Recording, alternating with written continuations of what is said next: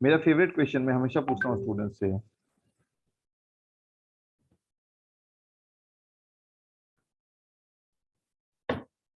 मेरा favourite question ये है कि रिटायरमेंट और डेथ में सिमिलैरिटी तो बहुत है। कि रिटायरमेंट में क्या होता है, एक पार्टनर फर्म छोड़ के जाता है, और डेथ में ना चाहते हुए भी वो फर्म छोड़ के जाता है। रिटायरमेंट उसका सोच समझ के उठाया हुआ कदम होता है, और डेथ कोई भी नहीं चाहता है मरना। 80 साल का इंसान भी मरना नहीं चाहता है। मैं ये जानना चाहता हूँ आप सभी से कि इसमें सबसे बड़ा डिफरेंस क्या है। सिमिलरिटी तो बहुत है। मैं तो बोल सकता हूँ कि death is an extension of retirement chapter. Is an extension देखो ऑफ रिटायरमेंट चैप्टर। बट मैं जानना चाहता हूँ क्या एक बहुत बड़ा सा डिफरेंस है इन दोनों चैप्टर्स में। बोलिए। रिटायरमेंट सोच समझ के होता है, डेथ कभी भी हो वो तो मैंने सकता है। बोल दिया ना, फिर वो सवाल नहीं। रिटायरमेंट तो पार्टनर अपनी मर्जी से होता है। मैं वो तो मैंने बोल दिया ना। रिटायरमेंट सोच समझ के सोचा समझा हुआ एक डिसीजन होता है, और डेथ कभी भी हो जाता है, कोई नहीं मरना चाहता है। बट अकाउंट्स के स्टूडेंट्स के पॉइंट ऑफ व्यू से रिटायरमेंट सर चैप्टर। रिटायरमेंट में जब मरता है तो उसको उसका एसेट मिलता है। डेथ में क्या मिलेगा सर? नहीं, नहीं। देखो चैप्टर वाइज अकाउंटिंग के पॉइंट ऑफ व्यू से डेथ जो चैप्टर है वो रिटायरमेंट का ही एक्सटेंशन है, क्योंकि रिटायरमेंट में फॉर्म छोड़ के जा रहा था, डेथ में भी फॉर्म छोड़ के जाएगा। एक तो बड़ा सा। गुडविल देना पड़ता है रिटायरमेंट में, यहाँ पे भी गुडविल डेथ का में शेयर भी। देते थे, यहाँ पे भी देंगे, ओके। क्योंकि वो अब तो मर छोड़ के जाएगा तो जा रहा है। बोलो, अदर्स कुछ ट्राई क्यों नहीं कर रहे हैं? तो अदर्स। डेथ में उसका फैमिली मेंबर को देंगे। ठीक है, ये भी एक डिफरेंस है, बट अकाउंटिंग के पॉइंट ऑफ व्यू से नहीं हुआ, क्योंकि देखो फर्म को तो देना ही था। यहाँ पे he was getting the amount, और डेथ में his nominee will get. But ये भी नहीं, कुछ और ही है। तो सस्पेंस का पर्दा हटा दूं, मैं बता दूं, बता दूं। हाँ सर। रिटायरमेंट कौन से डेट में होता है? डेट सम्स जो इतने सारे किए हो, कोई भी डेट पे हो सकता है। लेकिन कौन सा सम में कौन सा डेट दिया जाता है रिटायरमेंट का? आपने नोटिस 31 किया या होगा, 31 31 या मार्च पहला, या किसी पहला साल का, तारीख। या फिर पहला तारीख। लेकिन डेथ कब होगा? कभी भी हो सकता है सर, अनप्रेडिक्टेबल है। फैमिली में भी हमारे सबके, आपके हमारे सबके फैमिली में डेथ हो रखा है ना। दादाजी का, हाँ सर। नाना जी का, दादी जी का, किसी का कजन, मामा जी का, किसी का। देखना बहुत रेयर होगा कि आपके फैमिली में कोई 31 मार्च को मरा होगा। आप सोच के देखो, यहाँ पे ऐसा कोई है? देखो कोइंसिडेंटली देखते हैं, कोई है ऐसा? यहाँ पे अभी हम कितने सारे लोग हैं, 11 लोग हैं। ऐसा एक भी कोई है जो बोल सकेगा ऐसा मेरे फैमिली में 31 मार्च को एक डेथ हुआ था? देखो, सोच के देखो, है किसी के घर में ऐसा? नहीं ना। किसी का साल का श्राद्ध होता है 31 मार्च को? नहीं होता है। मरते होंगे लोग, मैं ये नहीं बोल रहा हूँ नहीं मरते होंगे, ऑब्वियसली मरते होंगे, बट चांसेस, आप लोग प्रोबेबिलिटी कहिए हो ना स्टूडेंट्स, आप सबको पता है the chances of somebody dying on 31 March is 1 out of 365। है ना, ऐसा कुछ बोलते हैं ना मैथ्स में,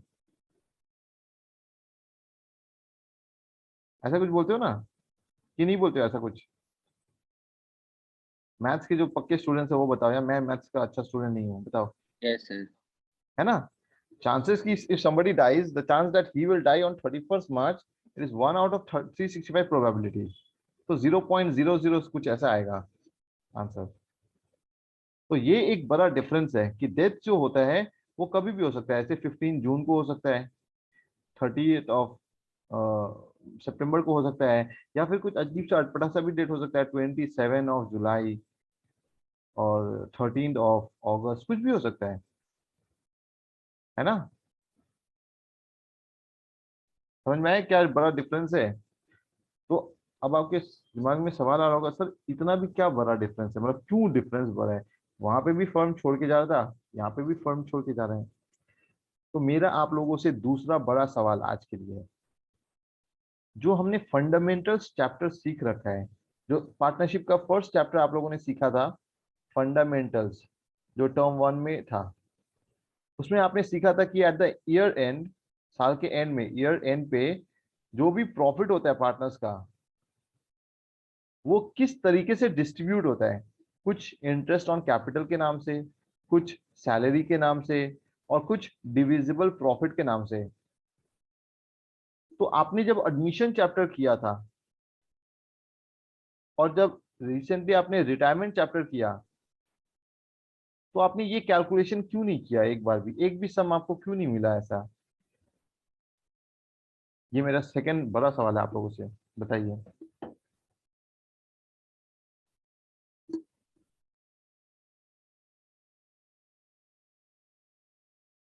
बताइए बेटा केशव। क्वेश्चन रिपीट, तो समझ में नहीं आया क्वेश्चन।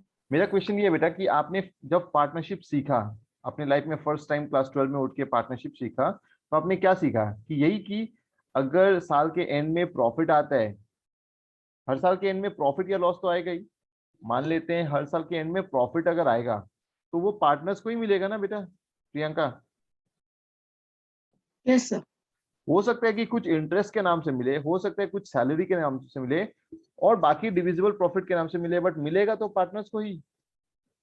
हाँ सर। तो आपने जब एडमिशन का चैप्टर सीखा और जब रिटायरमेंट का चैप्टर सीखा, तो ये कैलकुलेशन क्यों नहीं आया वहां पे?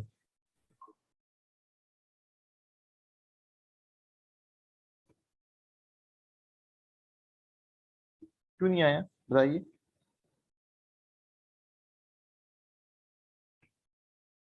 तो इसका आंसर ये है कि वो इसलिए नहीं आया क्योंकि जो क्वेश्चन है, हमने ये अज्यूम किया था इस दोनों चैप्टर में कि ये डिवीजन होने के बाद एडमिशन या उसके बाद रिटायरमेंट हुआ। क्योंकि आप देखना डेट 31 मार्च दिया रहता है या फिर 1 अप्रैल दिया रहता है, तो हमने ये मान लिया है कि ये ईयर एंड का जो भी प्रॉफिट्स इनके पास जाना था वो ऑलरेडी हो रखा है।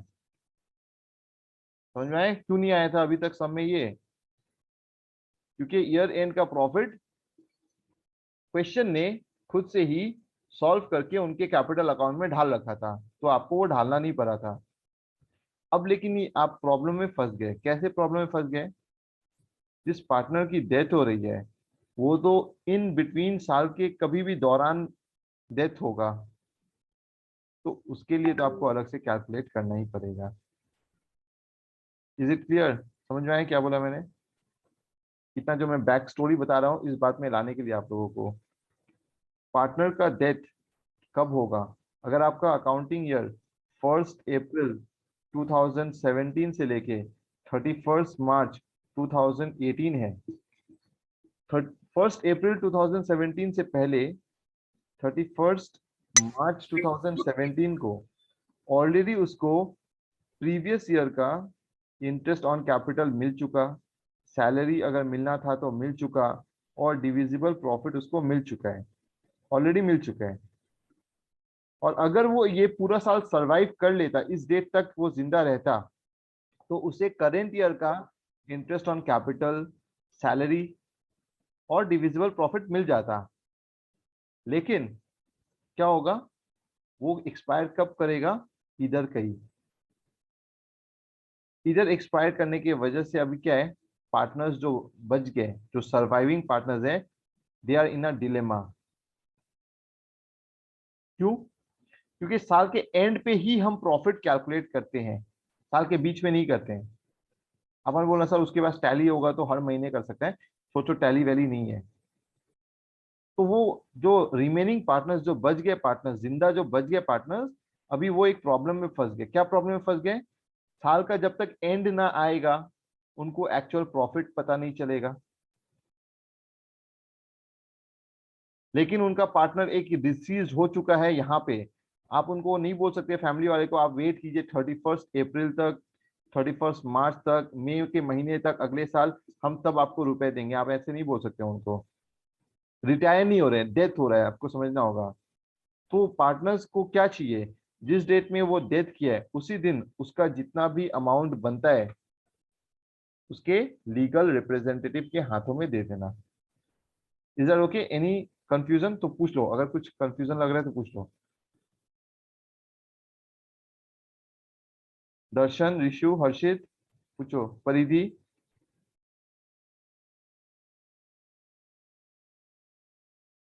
मेरे शुभम, को नहीं समझ आया। नहीं समझ में आया? देखो ये समझ में आया ना, साल के एंड डेट में हम प्रॉफिट को डिवाइड करते सारे पार्टनर्स के बीच में। ये समझ में आया? Yes sir. तो अगर ये साल नॉर्मल चल रहा होता, इसमें कुछ इवेंट नहीं होता और साल का एंड हो जाता यहाँ तक, तो फिर करेंट ईयर का प्रॉफिट हमने कैलकुलेट किया होता और उसमें सारे के सारे पार्टनर्स को इंटरेस्ट ऑन कैपिटल वगैरह वगैरह मिल जाता। लेकिन यस सर। साल के बीचों में कहीं पे, स्टार्टिंग के टाइम पे या मिडिल के टाइम पे या एंड के टाइम पे कहीं पे एक पार्टनर का डेथ हो गया।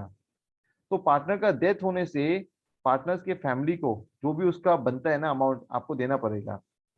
आप वेट मत कराना कि सर उसके लोन अकाउंट में ढाल देते हैं ऑल, क्योंकि किसी के घर में डेथ हो रखा है तो क्या चाहते हैं हम कि हो सके जितना उनको फाइनेंशियल हेल्प कर सके ना। उस पार्टनर का यस सर। फर्म में जो भी अमाउंट बनता है हम उनको पे करना चाहते हैं लीगल रिप्रेजेंटेटिव के हाथों में। लेकिन जब आप पे करोगे तो उसमें करेंट ईयर का भी तो उसका शेयर ऑफ प्रॉफिट देना पड़ेगा ना। कुछ महीने तो था ना वो हमारे साथ, भले 2-3 महीने हो, बट करेंट ईयर में 2-3 यस सर, महीने देना तो हमारे पड़ेगा। साथ था, देना दो पड़ेगा। तीन महीना जो था सर, 2-3 महीना था वो ही पे करना पड़ेगा सर। Very good. लेकिन शुभम प्रॉब्लम क्या है, देखो बेटा, हमें प्रॉफिट पता चलता है ईयर एंड पे और वो मर गया है 2-3 महीने में, तो हम ये प्रॉफिट कैसे कैलकुलेट करें?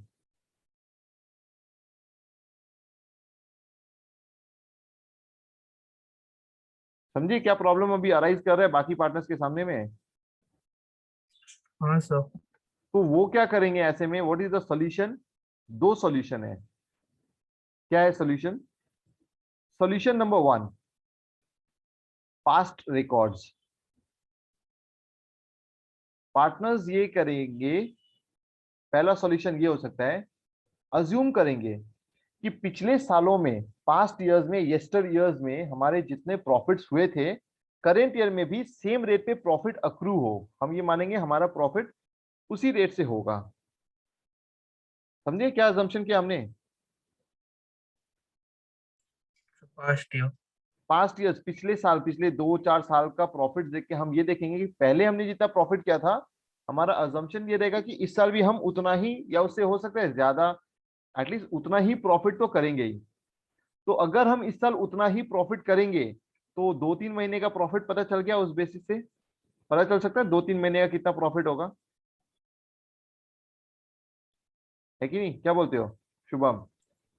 सर हम लोग मिनिमम लेने से तो सर वो सेफ साइड रहेगा ना सर, मिनिमम प्रॉफिट लेके चलेंगे तो सर वो सेफ साइड होगा ना, फिर वो तो लाइक मिनिमम ही तो ले रहे ना। एकदम डाउन भी जाने से।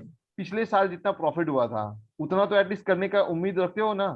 हर साल बिजनेस क्या कोशिश हाँ सर। करता है, जितना प्रॉफिट था उससे थोड़ा ज्यादा हो, है ना? तो वही तो मिनिमम हुआ ना, क्या बोलते हो? हाँ हाँ सर, वो भी मिनिमम हुआ सर। तो इसलिए क्या करेंगे हम ये अज्यूम करेंगे कि पिछले सालों में जितना प्रॉफिट हुआ था करेंट ईयर में भी उतना ही प्रॉफिट हो अगर, तो फिर इन 2-3 महीने में जब वो जिंदा था हमने कितना प्रॉफिट किया था उसमें उसको शेयर दे देंगे। ठीक है, एवरीवन अग्रीज? या किसी को डाउट है मन में? बोलो दर्शन, बोलो दर्शन। ये सर सही है, नहीं सिस्टम। सही है, बाकी को ठीक लग रहा है? ऋषिका बेटा क्या बोलते हो, ठीक है? Yes sir. ओके, तो हम पास्ट रिकॉर्ड्स को छान सकते हैं और वहां से हम उसको प्रॉफिट का पार्ट दे सकते हैं। अच्छा, या पास्ट में भी 2 तरीके के लोग हो सकते हैं, बट इसको मत सोचना सर इसमें फिर 2 टाइप हो गया। 2 टाइप नहीं है, सम एक ही टाइप हुआ। या तो पास्ट में एवरेज प्रॉफिट पे कर सकते हैं हम, या तो ओनली लास्ट ईयर प्रॉफिट ले सकते हैं। तरीका एक ही हुआ, बात एक ही है, बस कैलकुलेशन में थोड़ा हेरफेर है। कुछ फर्म्स ऐसे हो सकते हैं जो बोलेंगे हम एक काम करते हैं, हम पिछले 3 साल का एवरेज निकाल लेते हैं, कुछ ऐसा ले लेते हैं फिगर, मान लो 1,20,000 प्लस 1,40,000 प्लस 1,00,000, पिछले 3 साल का ये प्रॉफिट है, डिवाइडेड बाय 3, तो कितना आएगा? 3,60,000 डिवाइडेड बाय 3, 1,20,000। 1,20,000। तो उनका ये मानना है कि अगर पिछले साल में हमने लगभग 1,20,000 हर साल कमाया, किसी साल थोड़ा ज्यादा, किसी साल थोड़ा कम, बट लगभग 1,20,000 हर साल कमाया, then current year profit will also be 1,20,000। ये एक अजम्पशन है, लेकिन अपने को पूरे साल का प्रॉफिट नहीं चाहिए, अपने को पूरे साल का प्रॉफिट नहीं चाहिए। हमें ये देखना है कि साल के शुरू से वो इंसान जब तक जिंदा था, जितने भी महीनों या दिनों तक, उस टाइम पीरियड का कितना प्रॉफिट है।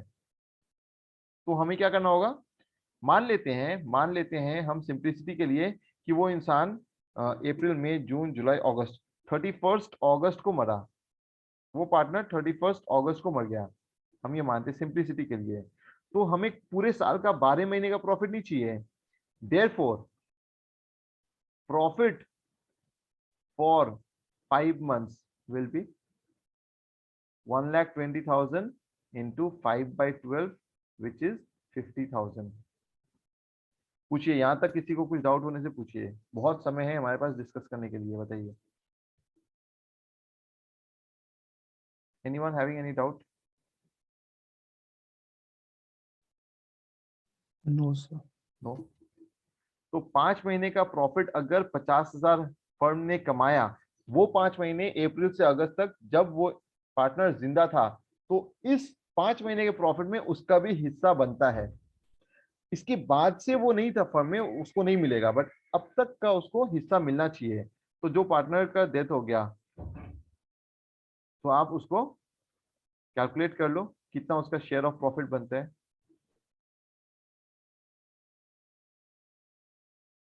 जो भी रहेगा क्वेश्चन में, मैं एज्यूम कर लेता हूँ 5:3:2, तो उसको कितना मिलना चाहिए? 15,000। ठीक है, इसका जर्नल क्या होगा? PL suspense account debit to B's capital account.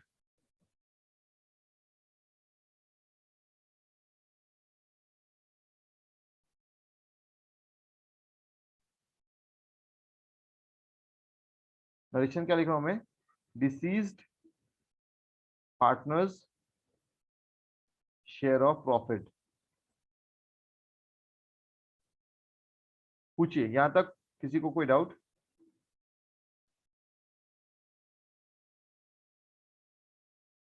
नहीं है तो आगे बढ़ते हैं। ये सेम चीज हम कर सकते थे, एवरेज ना लेके, सिर्फ सिर्फ और सिर्फ प्रीवियस ईयर का प्रॉफिट लेके, सिर्फ प्रीवियस ईयर का। तो यहाँ पे मान लेते हैं कि प्रीवियस ईयर मतलब ये 2017, ये 2016 और ये 2015 है। तो अगर क्वेश्चन ने बोला होता कि सिर्फ पिछले साल का प्रॉफिट के ऊपर बेस करना है, तो हम ये लेते कि अगर previous year profit was 1 lakh, then current year profit will also be 1 lakh. Therefore, profit for 5 months will be 1 lakh into 5/12. कितना आएगा? कुछ पॉइंट में आएगा, कितना आएगा दर्शन? 4.41666.67। 41667। तो यस सर। ये फर्म का 5 महीने का प्रॉफिट, इसमें 20 शेयर निकाल लेते हैं, 20 share of profit which is equal to 41667 into 3/10। तो अब कितना आएगा?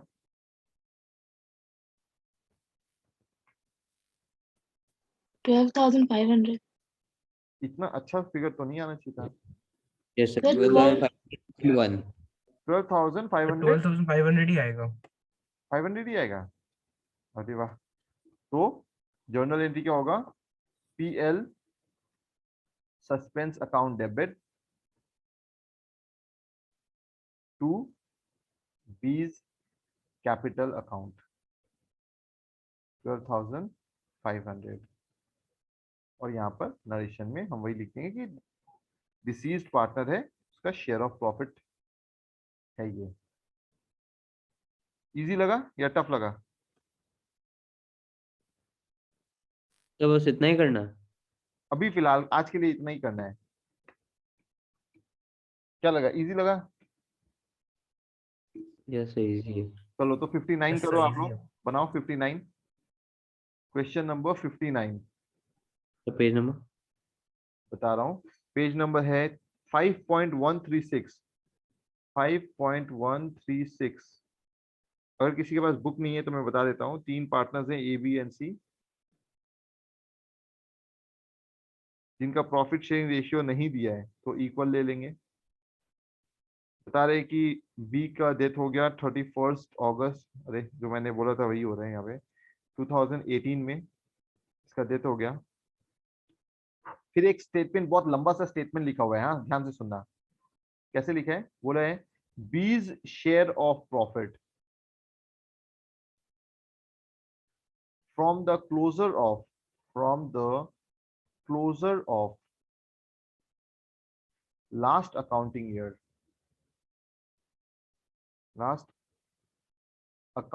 Year till the date of death was to be calculated on the basis of average profit of 3 completed years।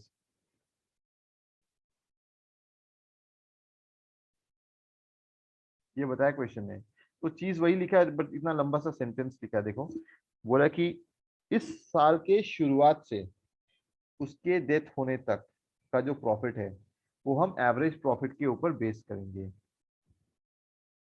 ठीक है। और 3 कंप्लीटेड ईयर्स लेने के लिए बोला, इसका क्या मतलब है, ये करेंट ईयर जो है वो 1 अप्रैल 2018 को शुरू हुआ था और खत्म होता हुआ नहीं अभी 31 मार्च 2019, बट हम कैलकुलेशन इधर में कर रहे हैं, 31 अगस्त 2018 को हम कैलकुलेशन कर रहे हैं। अभी से 5 महीने गुजरे हैं इस करेंट ईयर के, तो इन्होंने बोला है पिछले आप कंप्लीटेड ईयर्स देखेंगे। तो average profit of 3 completed years लेना है, इन्होंने बताया भी है। Profit of 2016, 2017 and 2018 was 40,000, 50,000 and 72,000 respectively. चलिए बनाइए आप लोग और बताइए कितना अमाउंट आएगा, क्या आंसर आएगा।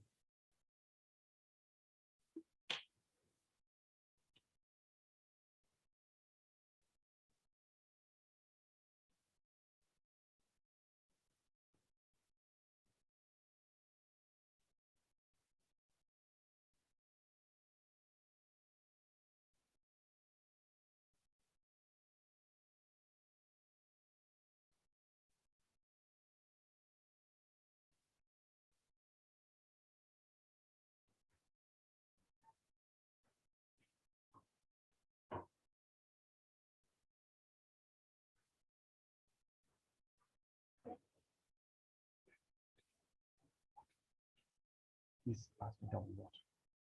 You said water. Water. Water. Please pass me my water. Who's crying? That was Adil.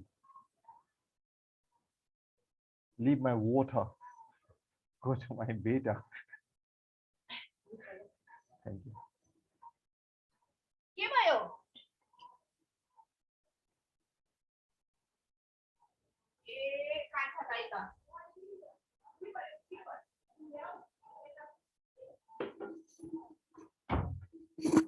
Done बच्चों। Yes sir. अगर किसी का नहीं हुआ है या समझ में नहीं आ रहा है तो उनके लिए मैं शो कर देता हूँ एक बार फिर से। सॉल्यूशन सबसे पहले कैलकुलेट करेंगे average profit of 3 completed years. 500 है क्या answer? 7500 correct. 40,000 plus 50,000 plus 72,000 divide by 3 कितना आएगा average profit?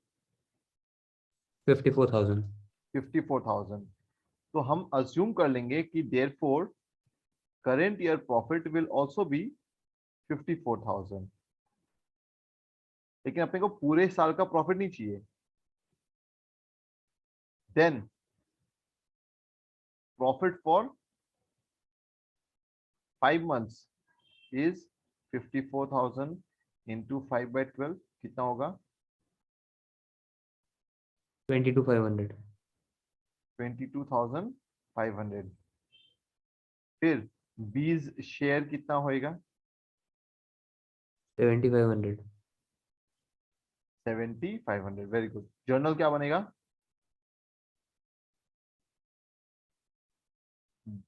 PL suspense account debit to. Sir हाँ जी, तो मेरे को तो जर्नल बता दो ना सर, जर्नल पर नहीं समझ ये आया। जर्नल है इसका। क्योंकि देखो बी को ये अमाउंट मिलेगा, दो वो अब नहीं रहा, पर उसका कैपिटल अकाउंट तो अभी भी चल रहा है। तो जब पार्टनर को कुछ मिलता है तो उसका कैपिटल अकाउंट क्या होता है? क्रेडिट होते हैं। रिशु, हाँ सर। और यहाँ पे हम पीएल डेबिट, यहाँ जो सस्पेंस क्यों लिख रहे हैं? क्योंकि अभी तक पार्टनर्स को पता नहीं है कि प्रॉफिट कितना होना है।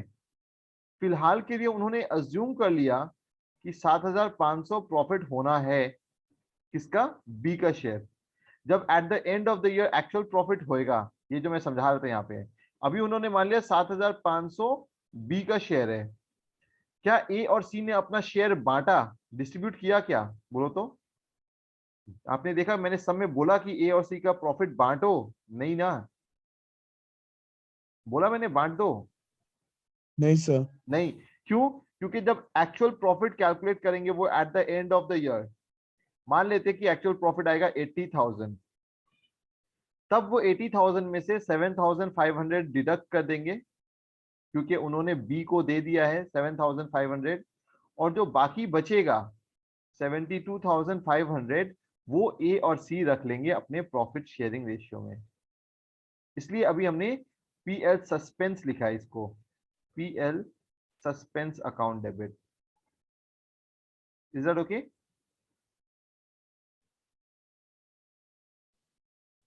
Yes sir. एक और चीज नोटिस कीजिए, ये जो प्रॉफिट आता है साल के एंड में, ये डेबिट बैलेंस होता है या क्रेडिट बैलेंस होता है? प्रॉफिट का बैलेंस क्या होता है? Credit Debit. Balance. Credit balance. इसलिए देखो अभी पीएल सस्पेंस क्या है? डेबिट हो रहा है, क्योंकि नेचर ऑपोजिट है। ये जो पीएल सस्पेंस अभी हमने लिखा है ये आगे चल के माइनस होना है, इसलिए हमने उसको डेबिट किया है। ये साल के एंड में जाके वहां पे माइनस हो जाएगा। तो अगर अभी मेरे को बैलेंस शीट में दिखाना पड़ जाए ये पीएल सस्पेंस, तो एसेट साइड पे जाएगा। Is that okay? अब मैं आप लोगों से आज का तीसरा और बहुत ही इंपॉर्टेंट सवाल पूछने वाला हूं। ए और सी के पॉइंट ऑफ व्यू से सोचो, उनका एक पार्टनर, उनका एक दोस्त, बंधु, यार मर गया।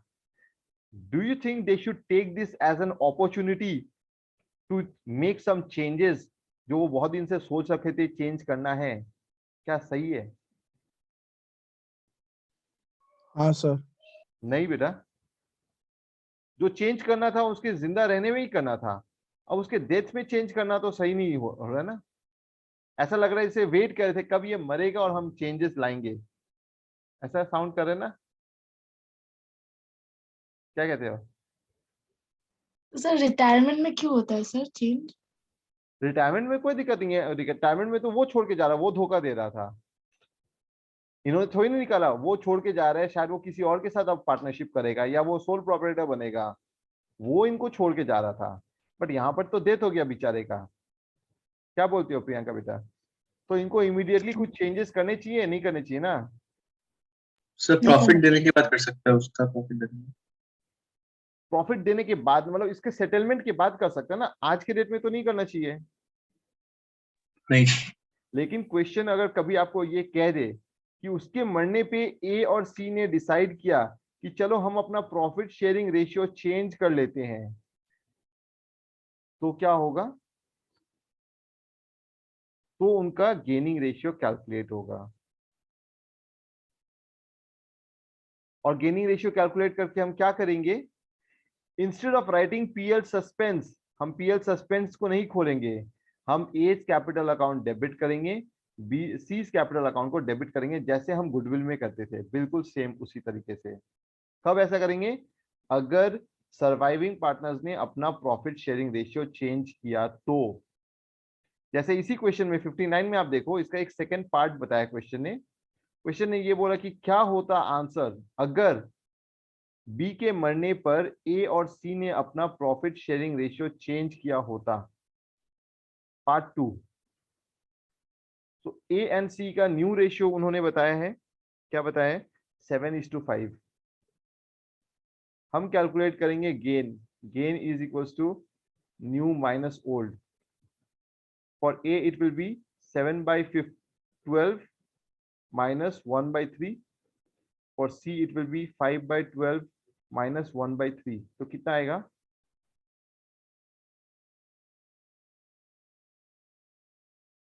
C/12 1/12 3:1। In this case journal थोड़ा सा चेंज हो जाएगा, तो हम पीएल सस्पेंस नहीं ओपन करेंगे, हम लिखेंगे as capital account debit, C's capital account debit to B's capital account।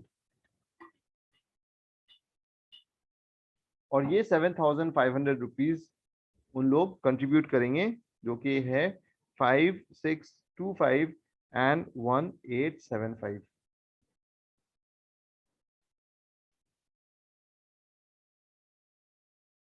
Any questions? बोलिए।